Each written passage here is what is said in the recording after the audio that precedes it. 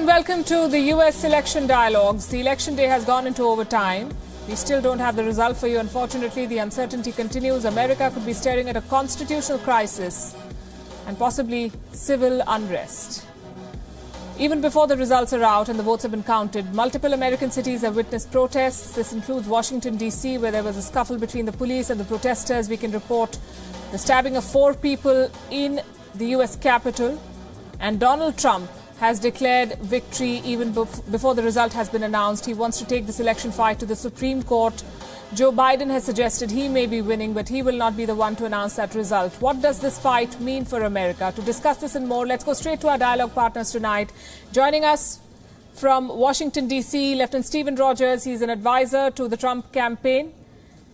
Wendy Osifo, senior Democratic strategist, also with us from Washington, D.C. Eric Tannenblatt, a Republican strategist with us from Atlanta. And finally, we have Christina Antello, a senior Democratic strategist, again from Washington, D.C. Hello and welcome to all of you. Pleasure, thank you. Lieutenant Rogers, I've been asking this question of you for the past few days now. Let me ask this again. Is this going to be decided in court?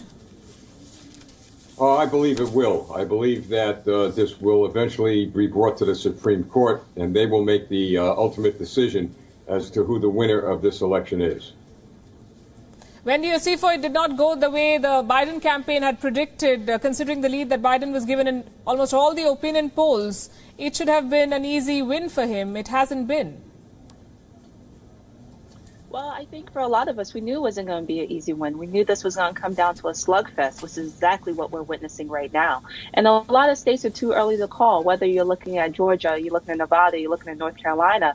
All of those states are too early, and some of them are just too close as well. So we have to continue to keep an eye on this. But what we know is that Donald Trump has not yet won the election, so he cannot consider himself victorious because there are so many votes, millions of votes left to be counted. Eric Tannenblatt, Donald Trump wants to move Supreme Court to stop the vote count. And if the process to count the ballots is stopped, will that not amount to disenfranchisement? Well, I don't necessarily know that you're characterizing that correctly. I think it's still too early. You know, President Trump made his comments last night. The votes are still being counted, as the previous speakers just indicated. And I think we may have a clearer picture by the end of the day today. These races are very close. We're down to about, 5 or 6 states. And I think we need to get every vote counted. And then there'll be some decisions. I don't know that we need to, send out flare guns and try and make this into a bigger production. We have a system in place in the United States. We have a court system in place if something needs to be challenged. But I don't know that this is going to be as disruptive as it has been portrayed at the start of the show. I'm not the one who's challenging the system. Your own president is. And I know the votes are being counted, but they're being counted because those counting the votes have not listened to the president, who has said that this should stop. Well, that's not necessarily true, because we have a process. Each state controls their elections in their state. And so every state has a different way in which they go about it. We don't control our elections at the federal level. That being said, every candidate and every campaign has every right to make sure that the elections are being held fairly and legally. But it's not something that the president of the United States gets to control the elections in all 50 states. That's just not the way our system is set up. Well, the system is under strain, to say the least. Christina Antello, Joe Biden said today that he believes that he's on track to win this election, but the margins in the battleground states are razor thin. What's driving the confidence in the Biden camp? Yeah, I think, Parky, you can disregard the temper tantrums of the president and what's going on. I think it's just that. I think he's just, upset that he had to cancel his party and upset that somebody called Arizona faster than he was ready to have it be called. But as for the confidence on the Joe Biden team, I think it's because there are multiple paths to get to 270, whereas the president only really has one narrow path, and anything that comes out that takes away from that ability makes his situation more and more dire. I think that Vice President Biden sees that there are multiple combinations of different states that are all trending his way with the mail-in ballots that are still to be counted, and to the point of the panelists before, those are going to be counted per state law. The president doesn't get to decide if the Supreme Court tells them to stop counting. Each one of those states have their own laws, and they will continue to count. Well, as for Arizona, the Trump campaign has said we will win Arizona by 30,000 votes, despite it being called in favor of Biden. So that's where things stand. Lieutenant Rogers, the overall rate of voter fraud in America is 0.0009%. It's practically non-existent. Is Donald Trump simply trying to then cast a shadow of doubt over this election to stay in office by saying that there might be fraud in this election? Look, I absolutely do not believe in those statistics. I worked in law enforcement for 38 years, and I could tell you there is a lot of voter fraud, probably not reported as it should be. There are dead people voting here in New Jersey. There were people's names that have been on tombstones for years that were submitted. Thousands of ballots have been found in trash cans and dumpsters. We've had postal workers indicted already. So the idea that the voter fraud is as low as the figures that you just gave, and I know they're not yours, they were given to you, is absolutely absurd. So what the president's going to have to do is bring a very strong case to the courts with regard to voter fraud and the fact that perhaps some of these state laws have not been followed the way they should be. And on that basis, it'll be heard before the Supreme Court. But let no one lead you to believe that the voter fraud is that low. That is absurd. Wendy Osifa, I'd like you to respond to that. I think that his comment is absurd. The voter fraud is very low in this country. This is just the rhetoric that Donald Trump and his campaign continues to put out into the ethos to basically try to undermine this election. This is what they've been doing for months prior to this election.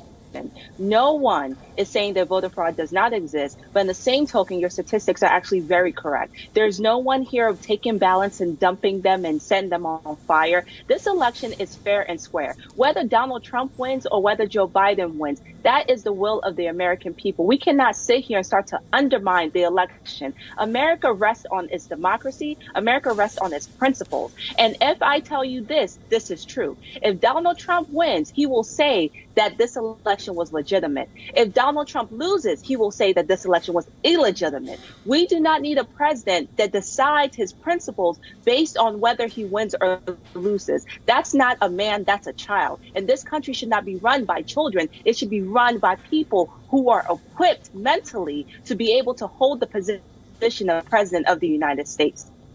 Well, to be fair, Joe Biden too said that the only scenario where he will lose the election is when the votes have been tampered. It seems to me that both have been suggesting the same thing throughout.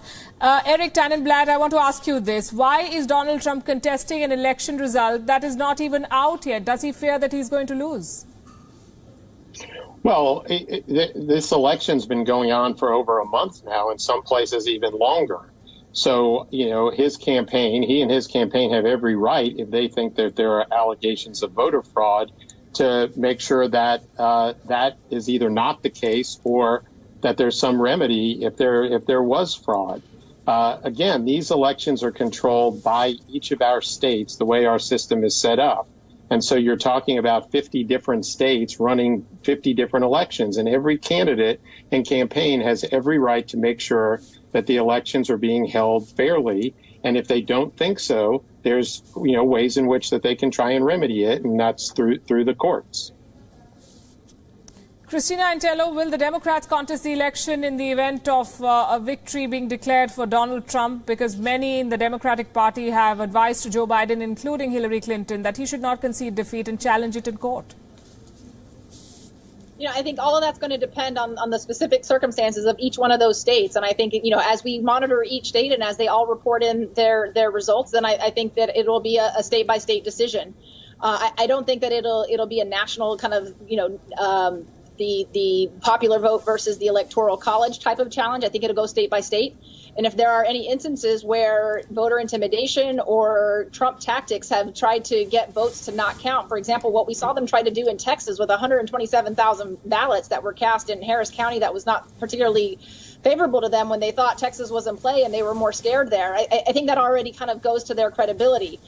So if we see that start to happen in Michigan or Pennsylvania or what have you, then certainly we should challenge if there is the basis for it. But I think that's the difference. With Joe Biden's team, there will actually be legal standing and basis to do so, not just, hey, stop counting because I'm ahead and keep counting on that one because I'm behind.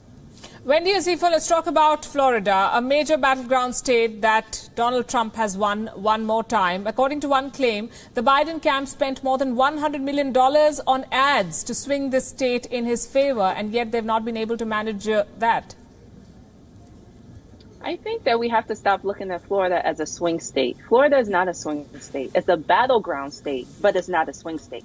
And that's really important. We have to know the demographics in there. And then there's also this swell of Latino voters in Florida that do not feel as though the Democratic Party speaks to them. We see a lot of Cuban Americans who have voted astoundingly for Donald Trump. So I think that after this election, a lot of research has to go into what are the needs of the individuals in Florida and why is it that this state is not turning blue? Because, again, like you said, there has been money poured into it, but whatever those tactics are not hitting. And we have to look at that. And I think one of those answers is the Latino vote in Florida. Lieutenant Rogers, we have some news coming in from Wisconsin. This state has been decided in favor of Joe Biden. All of the ballots have been counted. I'm quoting from the Wisconsin Election Commission administrator, and he says Joe Biden has won Wisconsin by 20,697 votes. Well, if that's the case, then that's the case. I mean, unless the president plans to challenge that based on whatever they feel they have to challenge that with, that's the way it is. Isn't that a big statement? Because Donald Trump became the first Republican presidential candidate to win the state since 1984. Well, the fact of the matter is we're a nation of laws. You know, contrary to all the rhetoric you hear about the Republican Party and the president wanting to inflame the system, we agree it's a nation of laws. And if all those votes were counted and all those votes were legitimate, and if the Republican Party or the president feel that they have a basis for challenging those votes, then so be it. But as it stands now, it is what it is.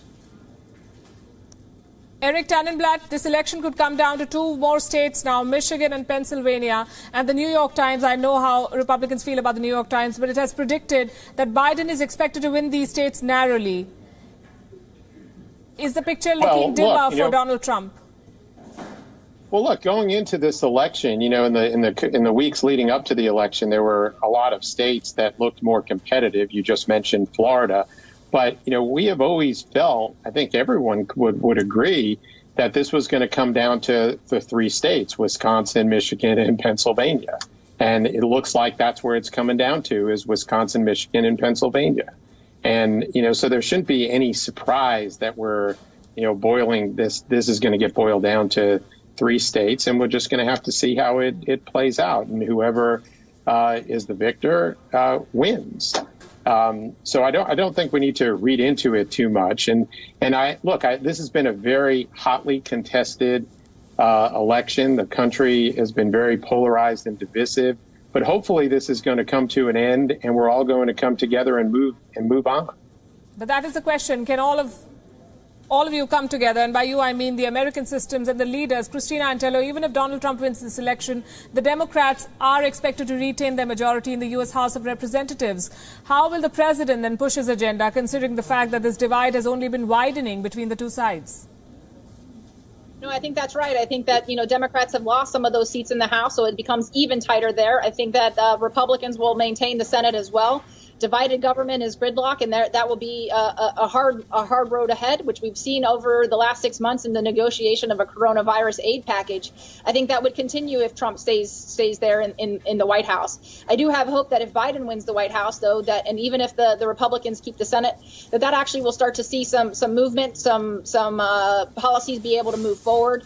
Obviously, some agreement with the House and the Biden team to be able to move forward. Though I give, you know, Senator McConnell, the leader there in the Senate, all of his tacticians due credit because they have kind of played a masterful game over the last several years. But in any event, you're absolutely right. There will continue to be division among the American people. There will continue to be division among our legislators and our governors. I think that will only continue because I think if nothing else, there will be a continuation of Trumpism, even if Trump himself is not here, even if that's Ivanka Trump or somebody else along those lines. This will be the new way that Republicans start to campaign. And I actually am more fearful for that on the Republican Party because I felt like there was a lot of times where we've been able to find bipartisan agreement. And I think that has just been thrown out the window. Lieutenant Rogers, After Trump's proclamation of victory earlier today, protests broke out across several cities in the U.S. There was a scuffle between policemen and protesters near the White House. A stabbing has been reported in Washington. At least 4 people have been stabbed. Is the president pushing America towards more violence by his preemptive refusal to accept defeat?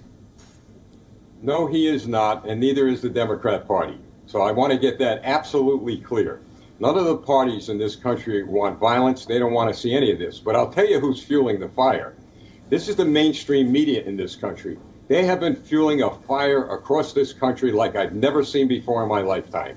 And they need to get back to journalism. They need to get back to reporting the news, not making the news, creating the news to add fuel to the fires that we see raging across the country. So if there's anything both parties can do as we move forward is to address that problem, because it is that problem that's causing division across the country. Not the Democrat Party, not the President of the United States, the mainstream media.